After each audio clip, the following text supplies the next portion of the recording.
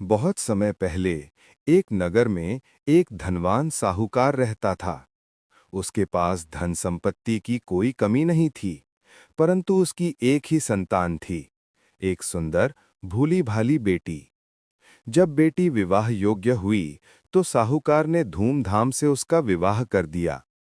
परंतु विवाह के बाद धीरे धीरे उस लड़की का चेहरा मुरझाने लगा, शरीर कमजोर पड़ने लगा और कुछ ही दिनों में वो गंभीर रूप से बीमार हो गई।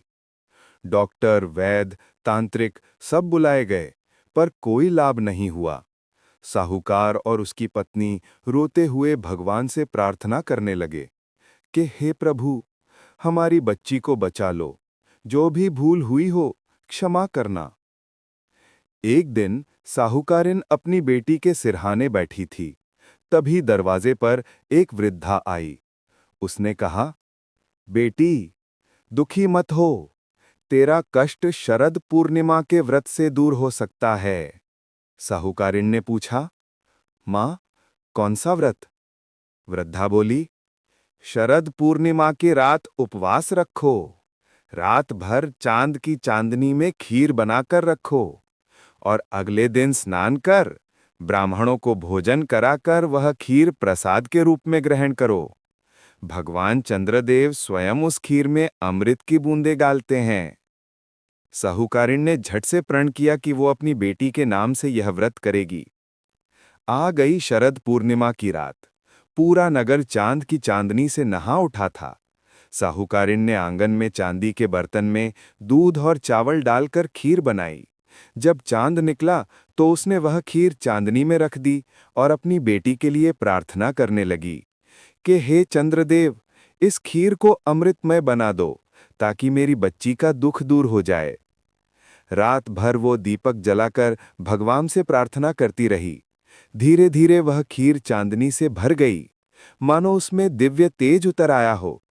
सुबह होते ही साहूकारिन ने ब्राह्मणों को भोजन कराया और बची हुई खीर अपनी बेटी को प्रसाद स्वरूप दी। जैसे ही लड़की ने वह खीर खाई, उसके चेहरे पर रौनक लौट आई। कमजोर शरीर में नई शक्ति भर गई। जो महीनों से बिस्तर पर पड़ी थी, वो उठकर बैठ गई और मुस्कुराते हुए बोली, माँ, मुझे बहुत हल्का लग रहा है।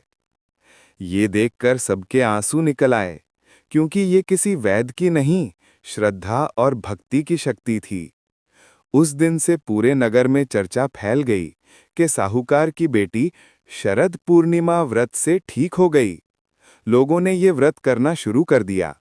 कहा जाता है, इस व्रत को सच्चे मन से करने से रोग, दुख और संकट सब दूर हो जाते हैं। चांद की चांदनी में रखी खीर अमृत का रूप लेकर शरीर और मन को शुद्ध करती है। शरद पूर्णिमा हमें सिखाती है कि भक्ति में अपार शक्ति होती है। जब मन सच्ची श्रद्धा से झुकता है तो असंभव भी संभव हो जाता है।